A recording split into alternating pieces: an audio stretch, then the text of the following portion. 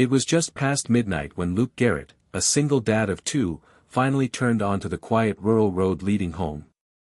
His 12-hour shift at the warehouse left his hands raw, his body aching, but he didn't mind.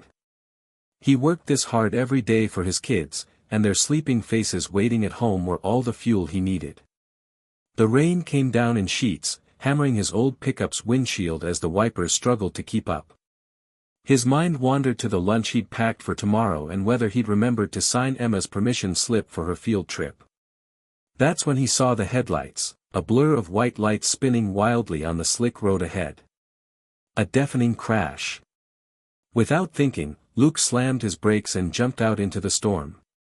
In the ditch below, an SUV lay on its side, smoke curling from under the hood, the metallic scent of gasoline in the air. "Hello?" he shouted over the wind, already climbing down the embankment. Through the shattered window he could see a woman, unconscious, her head resting against the airbag. Blood streaked down her temple. He didn't hesitate. Glass cut into his palms as he pried the door open and reached for her. "I've got you," he murmured, though she couldn't hear him.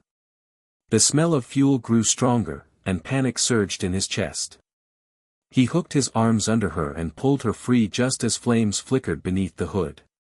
Moments later, she lay on the grass as the SUV erupted into fire. Luke crouched over her, shielding her from the rain. Her eyes fluttered open. "You're okay," he said softly, brushing wet hair from her face. "You're safe now." Her lips moved, barely audible. My necklace." Luke looked down and saw a silver chain around her neck, the pendant caught in her collar. Carefully, he freed it and let it fall onto her chest. That's when his breath caught. It was a small, heart-shaped locket, and he'd seen it before. His own mother had worn one just like it. For years after her death, he'd wondered about his family. His father was long gone, and his mother never spoke of siblings. Yet here it was. The same locket she'd always held close, the one she'd called her secret. His hands shook as he opened it. Inside was a tiny photo of his mother on one side, and a baby girl on the other. A faint voice pulled him back. "I'm Claire," the woman whispered. He stared at her, the storm still raging around them. "Claire," he repeated. He knew that name.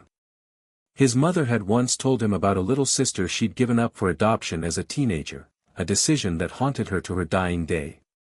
This woman, this stranger, was his aunt. The realization hit him like a tidal wave. In this broken, fragile woman, he saw the face of family he'd never known he had.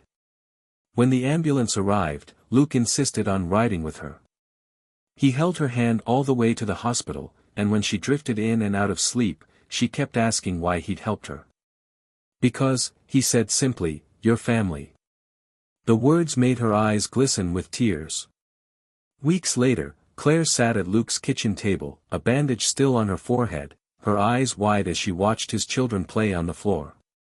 "I thought I had no one left," she whispered, fingers brushing the locket at her throat. Luke smiled gently. "You do now. You always did."